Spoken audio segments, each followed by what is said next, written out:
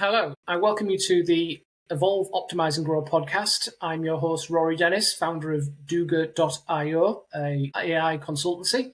Today, I have a very exciting conversation with Pedro Henrique, CEO of BridgeIN. I'll let Pedro introduce. Absolutely. And thanks so much for the invite. I'm very happy to be here, Rory.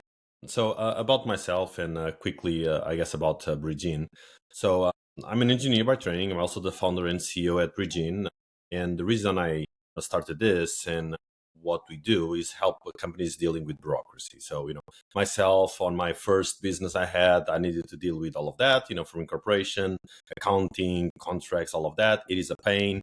It does distract an entrepreneur from creating, something new and unique. And so I decided with BridgeIN to focus on tackling that and bringing automation so that, entrepreneurs do not need to spend any cycles doing that. I'm based out of Portugal. And yeah, I guess that's it. So, just listening to that, if I was to say what makes you tick as a leader, is it that pushing kind of efficiency and reduction of bureaucracy and things? Absolutely. Like I like to think what I'm passionate about, right? And I tend to see a lot of things that come back to one, which is I truly believe I'm a builder and I like to see things emerge out of nothing, right? And that's I'm actually a father of three. I picked up on some gardening during the COVID when we were all stuck at home and Nice. building businesses and help others build their businesses. So that's definitely what makes me tick is how we build something, and with obviously the case of BridgeIN is how we can lower the barriers of bureaucracy to entrepreneurs and companies. Fantastic. And if I was to say to you, what does a typical day as a CEO of BridgeIN look like for you? Well, never a dull moment. I can guarantee that, right? You do have plans, you do have things that you want to do, but then reality, I guess, kicks in that you get pulled into different directions. And I would say that's actually an interesting thing. We do have a slightly different business than others. I am required to, sign a lot of documents. Again, those regulations and all of that. But so a day to day for me is, I guess checking on anything urgent. That matrix that balances between urgent and important, non-urgent. So I obviously try to Yeah, deal yeah. with everything that is urgent and important, and then everything that is important, even if not urgent. So that's it. It can be really vary, right? Just for instance, this morning I was discussing security and cryptography with the product team to make sure that we have data secure and reviewing the security architecture. Yesterday I was looking to the setup we have with the bank accounts, actually, because there was some inefficiency with bureaucrats and banks and all of that. So as you can see, it can be very, very broad. I guess I should ask because obviously think about AI and things. How much are you using AI for just to because it sounds like you've got all these emails and things going on. Are you actively using AI and technology to try and manage your workload? We are in a couple of different ways, and I think we can always improve, right? But I think our use is now very deliberate. So we use it on the engineering side to both, as a co-pilot to help write code. Obviously, not using it to write the whole code, but actually, make suggestions that the team can then pick up. To also write documentation for written code, and that I think is a very good use of AI. So use for that. Then on the marketing side and all of that, we do use it a little bit to help with some research because it's really, I think that's a very good case. Try to do some research on trends, even get that kickoff to start writing something, right? It gives you a base. I don't believe we don't do that fully AI automated. We significantly put the man in the loop to, because I believe we can go so much deeper, and our business really requires that we are experts, right? I have, people with decades of experience in their fields, and, AI can hallucinate or whatever. So we really need the experts to come in and validate, but it still gives you a good place to start, right? It gives you a head start. So we use that as well. And then obviously a few other things here and there that we experiment sometimes, from graphics or whatnot. I think everyone is playing with that right now, right? Yeah, I think that's a classic use case. So it obviously sounds like, given what you're doing as employer of record and the other things, where you've got legal, financial, accounting, you've got all these different areas. I mean, they are all going to be impacted by AI, and it's it's a classic use case, but you're absolutely right about cautioning, I think, with the worst case scenarios, hallucinations and things that, you need a person in the loop to finalize decisions and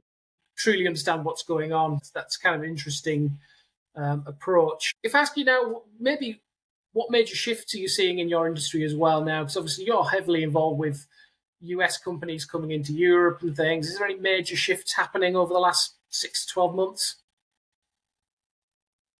Absolutely. I think there's a couple of things to answer that. One is the last 5 years have been a tremendous shift in the way we work, particularly knowledge workers, right? So we moved from being very office centric, fully remote, now some sort of mix, maybe going back to the office also as a excuse to maybe, downsize a little bit some operations. At the same time, some companies are still need to grow, they still need to hire, and helping them address new markets. And right now at BridgeIN, we focus essentially on companies that want to grow in Portugal, Spain, or Italy, so Southern Europe. And most of our customers are indeed in the United States, also some in the UK, North Europe. And so all of these trends of where do you find talent obviously have an impact, right? But it's really hard to plan. We don't know what comes next, right? I think global companies will always use talent in multiple locations, right? Maybe it will now be a little bit less prevalent than it was during the height of the remote work. The other thing we are also seeing, and I think that's more leverage or caused by AI, which is we are seeing a lot of consolidations in the field, right? From A's, particularly in terms of ERPs, accounting software and all of that we also support our customers with, right? And so there's also a lot of consolidation. On my perspective, a lot of that is data gathering, so that you have a big data vault that you can then use to train your models and do more stuff. So that's an interesting shift and dynamic that I see as well. Yeah, that's fascinating. Again, obviously, the main focus is within Portugal. You said Spain and Italy. What makes Portugal such a strong place to invest in? Why are these companies looking to you in Portugal? I obviously heard about the visas. Some great opportunities for workers coming in and things. What else makes it an exciting place to invest? There's a lot of things going, and again, I guess things are not, they change in time, right? The motivation. So really quickly, I can tell you, if you look Portugal 10 years back, nobody really knew that there are great talent in Portugal, right? It was a very local economy. Then probably like a little bit before the pandemic, I'm talking like 2018 or so, I think Portugal started to become in the map. And what a lot of companies realize is, wow, there's great talent in Portugal that is also fairly affordable, way more affordable than pretty much in any other Western European country. So some of them start coming here, also find out that, culturally speaking, we tend to be closer to the Atlantic. Obviously, Portugal is on the edge of Europe, facing the Atlantic. So we are very Atlantic also in terms of culture. It is very nice fit with, again, UK, longest ally, US, a lot of expats and migrants we have there. So, good cultural fit, good talent, affordable talent. A lot of companies start coming in. Then, obviously, the remote, again, pandemic, all of that just made it a lot easier for companies to come in. I would say that today, the biggest advantages are still English proficiency. So, particularly comparing on the countries we operate, Spain has a much lower English proficiency in the global population than Portugal has. It is a country where people like to visit and some of them decide to stay, which is not irrelevant, because when the workplace becomes a little bit irrelevant, if you still, your company still supports, remote work, then the fact that instead of being, maybe on a colder northern country, can be in a sunnier place, still in Europe, a lot of people do flock to the south, right? And that's also why Portugal is an interesting place. Yeah, I look at it from the UK's point of view, and time zone and distance and on the flights and things. I would move to Portugal. I'd work in there. It makes a lot of sense. It just kind of following on to that idea of you're working with these companies all over the world. How do you actually go about attracting them? Is it word of mouth? Is it referenceability? Do you have people deployed in North America? What's your typical kind of sales process or business development? So I think one of the things that we do really good is to able to have remote sales. A big part of it was that I was doing that before the pandemic, right? So I already had a head start, I guess, in the market on how to negotiate. And I did a lot of actually high value projects and contracts on a remote setup. So that ability, to find them, to gain their trust and close the deal on a remote environment was something that I already knew how to do when I started BridgeIN. And so we do a lot of that. Now, how we do find leads, it's a mix between inbound, so good content, SEO optimization, all of that, and leads find us. It is a mix of outbound as well. We tend to obviously, the typical, email campaigns, social media outreach, all of that.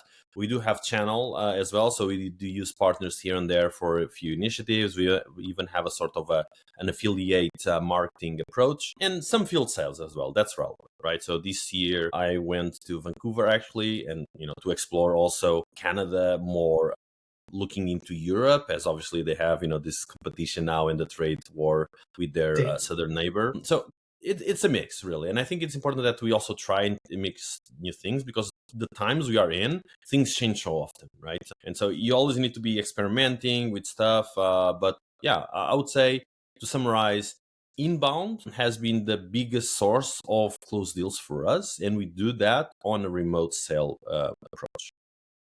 I think business like yourself, the remote sales and things, it's got to be cost effective as well, and looking at the bottom line, and you're looking to obviously to bring in those Canadian. Vancouver's a beautiful place, by the way. I'm sure you loved it. I think looking for those companies via outbound as well as those references and everything else is important.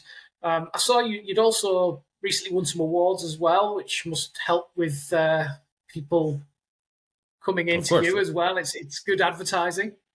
Yeah, no, it's brand, right? It's brand notoriety. It's building the brand equity is always important. I would say that that's actually the main reason why we seek those awards. Me personally, I don't care much about vanity metrics, and I do think they are a little bit of that, but they do help the brand, right? Because obviously we buy from things we know, right? There's always that aspect in human behavior, right? So the more brand awareness that you can build, all the merrier. And yeah, we've been lucky to win some interesting awards for sure.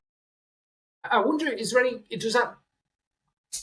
misconceptions that obviously people maybe not know that these I set up a business in Germany and did not use a company like yours. I wish I did, but I do wonder, is there any misconceptions around kind of your business to people maybe in the US and areas that we maybe want to address?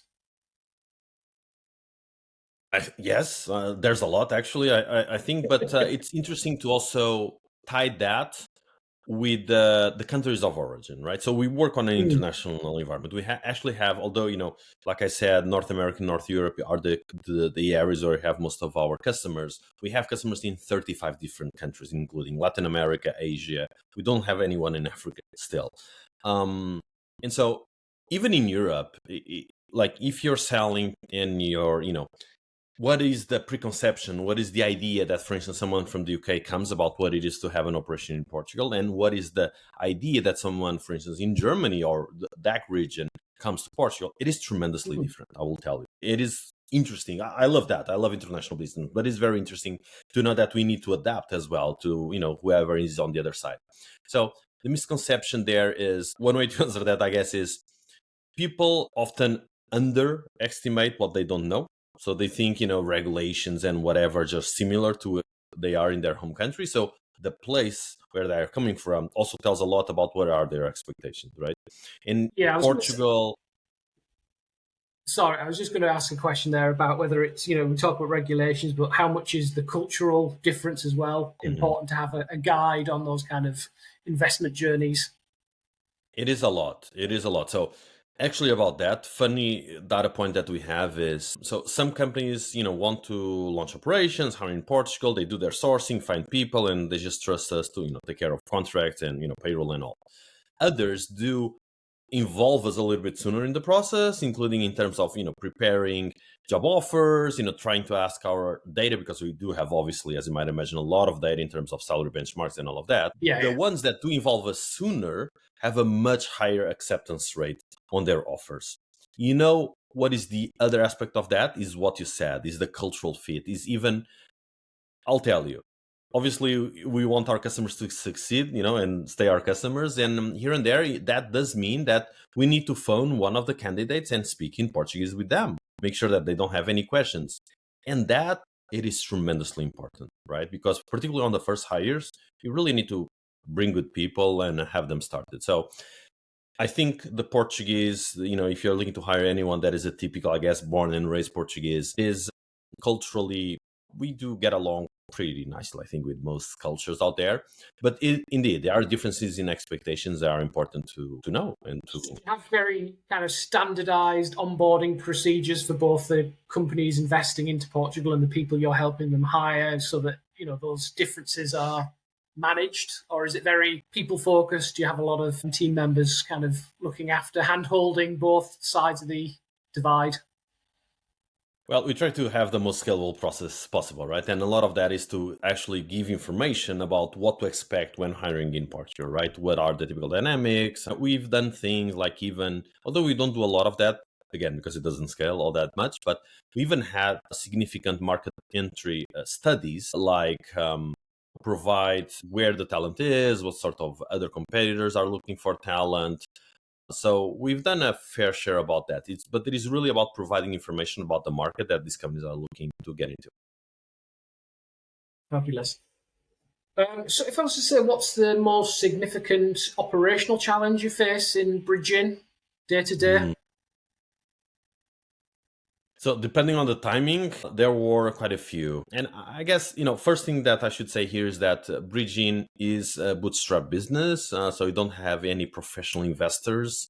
And obviously that in itself creates opportunities and challenges, as everything in life, right? So I would say that we had probably found three major challenges as we've been building the business. I think early on, one of our first challenge was really with cash flow, right? Because being bootstrapped, we still need to pay things. And early on, we had a few pinches in terms of make sure that we could pay every employee. Then when we got a lot of growth and money was not a problem and cash flow was not a problem anymore, we got the problem of addressing a significant increase in volume of our customers, right? And for a couple of times there, we were a little bit spread out to thin. So we were in hiring mode, adding people to be able to support customers and all of that. But that's fixed. So all good. Get to challenge number 3. And I think what we are now seeing is really the product complexity. But a lot of this is associated with regulations, right? Not only we are seeing, and we expected this. Yeah. When you go from Portugal to Spain and Italy, every country is different, right? Even if we are all in the European Union, obviously there's different laws everywhere. Additionally to that, the government tends to change laws frequently, and it's usually not to make them simpler. So you have like this legal and regulatory debt that you're always trying to match and fix, right? So I don't think there's any magic bullet for that one, but we just need to make sure that we are agile and nimble so that we can incorporate all of that as quickly as possible. Yeah, and I think as you scale across multiple countries, it's managing. It becomes a much bigger or a different organization. You've got to manage the different legal principles and, as you said, local requirements, staffing, and everything else. Recruitment is going to be different, and I think having good processes, good records, and how you do that, will help. But obviously, that is going to be one of your challenges. Is that really, I guess the question is, scaling across Europe, you mentioned Africa and other areas, is that your number one goal at the moment? If you were to, in the next 4, 5, 6 years, it's that continual to scale across multiple regions across, I guess, around the Mediterranean? Yeah, so in terms of, we look at the globe in at least 2 different ways, 2 different projections. One is the countries where we help our customers getting into, currently around the Mediterranean, right? The other is where we acquire customers. And usually these don't necessarily overlap, although, there's always some cross-selling, a company that in Portugal wants to go to Spain or whatever. But they usually are not overlapping. In terms of countries we want to serve our customers, our priority is very clear. In 5 years, we want to focus on Europe and try to be in all European countries, and specifically in Europe because, again, it's a big economic bloc, but it's very fragmented, right? And so even languages are different, right? Loan regulations. So it is a big problem to address. In terms of customer acquisition, I think we could do a little bit more in Asia, possibly in Africa. I must say that I know a little bit less. I would say that also let's face it, one of the motivations for our customers to build operations in Portugal or Spain or Italy is to tap the talent pool, right? And often that is to reduce their pressure in terms of just finding talent in one location, but as well there's often some price arbitrage opportunities they seek, to hire maybe a little bit more cost-effective talent. And I think that dynamic in Africa might not work well. Why? Because Europe should be more expensive than hiring locally where they are already, right? So why bother to go to another country to draw talent that actually costs more than you in your home country? So that is kind of the reason why we had not put a lot of effort. I do know that Africa as a continent, it will be one of the biggest growing, I guess, economies. Yeah. There's big countries with big economies there, but I don't see it in the next 2-3 years. Our current value proposition to be an amazing fit for companies coming out of it. Yeah, I think Africa's fascinating, where a lot of the technology is driven around mobile phone apps, low code, easy, and the growth's the growth's huge locally, and whether that translates into products which come to Europe or Asia or America, I think it's still to be seen. But there's obviously a lot of investment going the other way into Africa to kind of support these businesses, which I think is a good thing. Asia's interesting as well. Obviously, there's a lot of opportunities with India and Korea and places growing, big economies, large organizations. So I guess if you're looking out that way, is that kind of your key markets? I would say, again, countries there where talent shortage is more significant. So instead of India, I would think more like, Singapore, Korea, maybe Japan.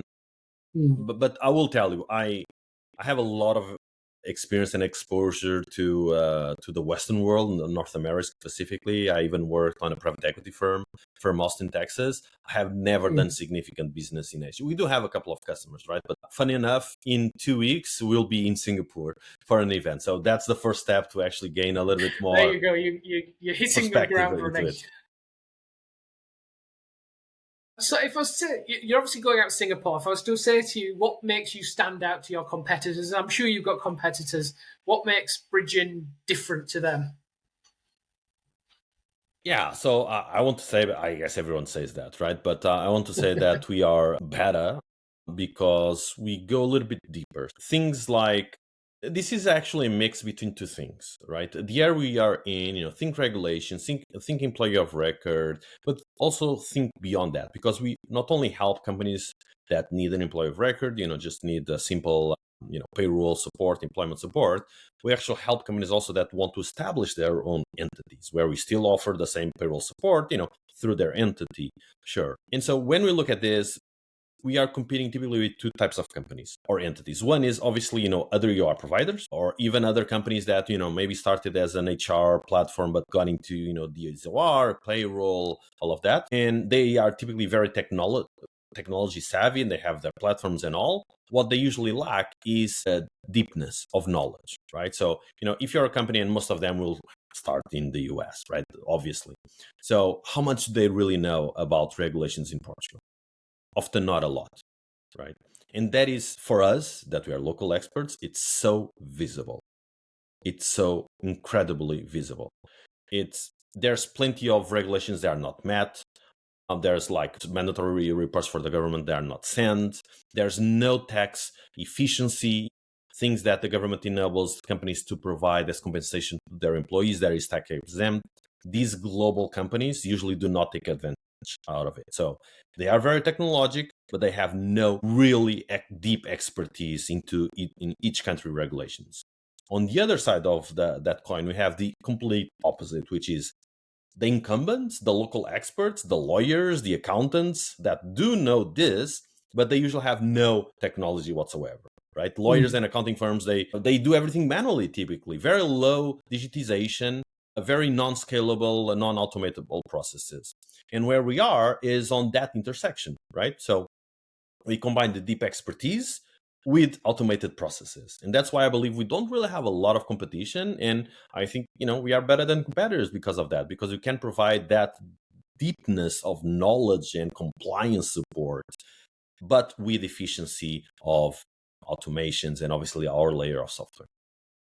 Yeah, and I think that hyper focus on this group of companies is really important because, as you said, the accountants in Portugal, the legal profession in Portugal will be doing focuses elsewhere with local businesses and other things. I think you're providing that hyper focus on your clients, which is really important for people investing in new continents. So I think that's excellent. What about if I was to say to you, what metrics do you use to measure your client's success?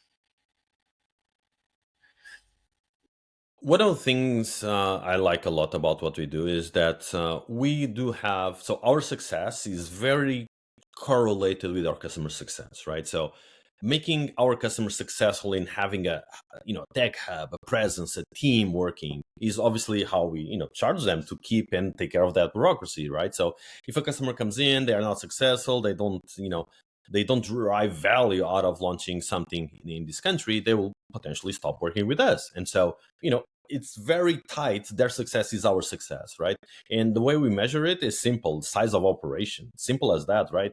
Typically, as their goal is to have talent, most of our customers, that's the goal. The size of the team determines a lot how successful they are. Yeah, interesting. And if I was to say to you in 12 months' time, where would you want BridgeIN to be? So continue the automation path, right? Like I said earlier, obviously changing regulations and all, it is a challenge. We do need to continue to add more, continue to obviously fight and accommodate all these changes because we simply need to do that. But at the same time, we going to Spain and now Italy also provide us this overview about what are different and what are the commonalities, right? So we are now in a much better perception about to be able to add a lot more automation, and that's what hope. So it's build, right? Build that product, build that automation a lot more. And I would say that the other really big goal is to acquire in Spain and Italy a significant market share comparable to what we got in Portugal. Spain and Italy combined, they are probably 10 times, if not, actually should be more than 10 times the Portuguese GDP. So, that suggests that I want to at least get to 10x revenue, right? It should be feasible if everything else I think that's is an the same. Exciting prospect. Yeah. I think that I'll come back in a year's time. We'll see how close you are to that. I'm sure Absolutely. You've achieved it. So if I was to say to you, if there's one major challenge that you were facing at BridgeIN at the moment, what is it, and how would you want to solve it? So I think move fast. It's definitely one of them. And I'll tell you why this is an interesting challenge for us. And I highlighted this to the team on the last all hands. We need to operate in this dual mode where in a few areas we need to move very fast and be very exploratory, but in other areas we need to be very conservative. So when we are experimenting with customer acquisition, events or hack growth, whatever, we should be exploratory, right? When we are building product, trying AI, trying new frameworks, trying whatever, we should also be very exploratory. But when we are actually supporting customers, we should not be exploratory. We need to be very careful about everything. And so this is interesting because we are a company, we are a group. And so I need to tell someone, go faster, and others will go slower, right? Because different things require different things. But as a whole, obviously, I want to, go faster, create more innovation. But it is interesting that we do have slightly different. I do not believe the principle of move fast and break stuff because, the pain, and this is one of the things that separate us from other, UR competitors or whatever. The cost of errors in payroll and legal and accounting, it's not trivial. It's not like a software that is down for 5 minutes. No, it can be huge fines, right? So there's little room for those sorts of errors. Yeah, and I can see that. And I guess, when you're focusing on referrals from other, one company to another, you need to be able to show you've supported them, you've done a great job, that they're looked after in their investment into Portugal. So I can totally see why, you've got to kind of move at the appropriate speed and invest the right kind of hand-holding and quality around that. But I think, things like AI and areas that maybe are not impacting the front-facing client. I think, you've talked about bureaucracy, you've talked about some of the issues there. That's an opportunity to kind of move fast, and maybe you make a mistake, but hopefully that doesn't create any compound problems for the business. Yep. So if I was to say a final question, and I thank you for spending the time with me this afternoon. If you could go back in 10 years ago and talk to your younger self, what Yeah. advice would you give yourself? Well, that's that's always a great question. I don't think I have one super polished answer, because I'll tell you, I think we are a combination of our experiences, right? Even the mistakes. And I truly believe that we learn much more from mistakes than from wins, right? And so if I went back, and obviously I would try to tell my younger self, don't do that because that will not work out, try to avoid that mistakes. But then, will I have learned as much, right? Will I be the person I am today if I did not do some of those mistakes? I'm glad that I didn't ever accomplish like a super big mistake that, it's like so bad. I mean, that is like, that I really hope to get into a time machine and go back. I'm glad that that never happened. Maybe I would encourage my younger self to start sooner in this entrepreneurship journey. But, again, I would be a different person if I start sooner. So I don't have a lot of regrets. So let me tell you that, Rory. And I think that's actually a very good place to be in life. I look forward towards the future, not the past. I look forward to what I can build next, and the innovation and what we at BridgeIN as a team can accomplish much more than, what I was 10 years ago. I love that philosophy. No regrets, look to the future. I think we could all learn something from that. So, Pedro, I really want to thank you for joining me on Evolve, Optimize and Grow podcast. Thank you very much for the last half an hour. My Appreciate pleasure. it. Thanks so Thank much for you. having me.